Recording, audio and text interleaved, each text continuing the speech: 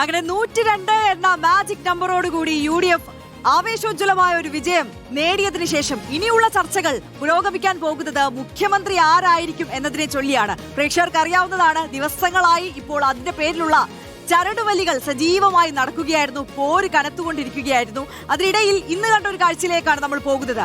KC വേണുഗോപാലിനെ മുഖ്യമന്ത്രിയാക്കണമെന്ന് ആവശ്യപ്പെട്ട് തിരുവനന്തപുരം കോൺഗ്രസ് ജില്ലാ committee ഓഫീസിന് മുന്നിൽ ഫ്ലെക്സ്.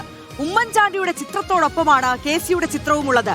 കുഞ്ഞുകുഞ്ഞിന് ശേഷം KC കേരളത്തിന് വീണ്ടും നമ്മുടെ മുഖ്യമന്ത്രി എന്നും പോസ്റ്ററിൽ ഉണ്ട്. ഗോകുൽനാഥ് തിരുവനന്തപുരത്ത് നിന്ന് വിവരങ്ങളുമായി ചേരുകയാണ്.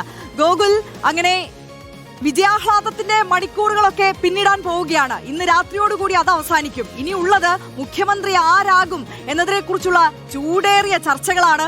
ഒപ്പം ദിവസങ്ങൾക്ക് മുൻപേ ആരംഭിച്ച ആ ഒരു ചരടുവലികളും തർക്കങ്ങളും എല്ലാം തുടർന്നുകൊണ്ടേയിരിക്കുകയാണ്. 3 നേതാക്കന്മാരുടെ പക്ഷം ചേർന്നുകൊണ്ടുള്ള ഇതിപ്പോൾ KC വേണുഗോപാലിന് വേണ്ടി ഫ്ലെക്സ് ഉയർത്തിയിരിക്കുന്നു. അതും തിരുവനന്തപുരം കോൺഗ്രസിന്റെ ജില്ലാ കമ്മിറ്റി ഓഫീസിന് മുന്നിൽ.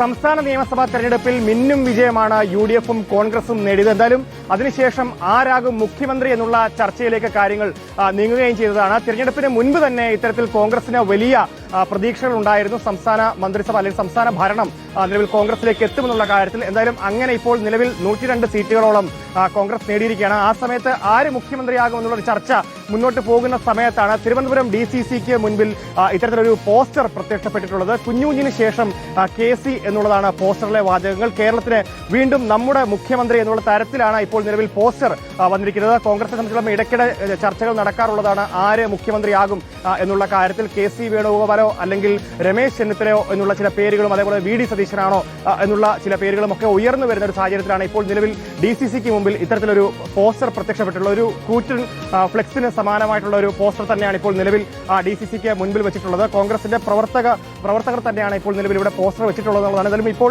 നിലവിൽ ഇത് അറിഞ്ഞുകൊണ്ട് മറ്റ് പ്രവർത്തകർ, അതായത് ചെന്നിത്തലയുടെ ഭാഗത്തു നിന്നും അതേപോലെ തന്നെ VD സതീശന്റെ പ്രവർത്തകരും ഒക്കെ ഇപ്പോൾ നിലവിലെത്തിയിട്ടുണ്ട്. എന്തായാലും സംഘർഷഭരിതമായ ഒരു സാഹചര്യത്തിലേക്ക് കാര്യങ്ങൾ കടക്കാതിരിക്കാൻ നിലവിൽ ഇപ്പോൾ ഇവിടെ DCCക്ക് മുൻപിൽ പോലീസ് കാവലും ഒക്കെ ഏർപ്പെടുത്തിയിട്ടുണ്ട്.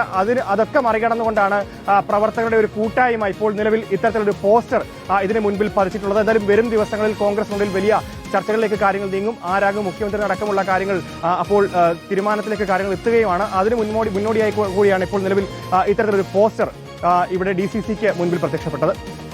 ഗോകുൽനാഥാണ് തിരുവനന്തപുരത്ത് നിന്ന് വിവരങ്ങളുമായി ചേർത്തത്. എന്തായാലും കോൺഗ്രസിന്റെ മുഖ്യമന്ത്രി ആരായിരിക്കും എന്ന ആകാംക്ഷയാണ് ഇനി ബാക്കിയുള്ളത്. ചർച്ചകൾ ഇനി നാളെ മുതൽ ആരംഭിക്കും. അതിനു മുമ്പേ ഉള്ള ചരടുവലികളും തർക്കങ്ങളും ഒക്കെ ഇതാ തകൃതിയായി തുടരുകയാണ്.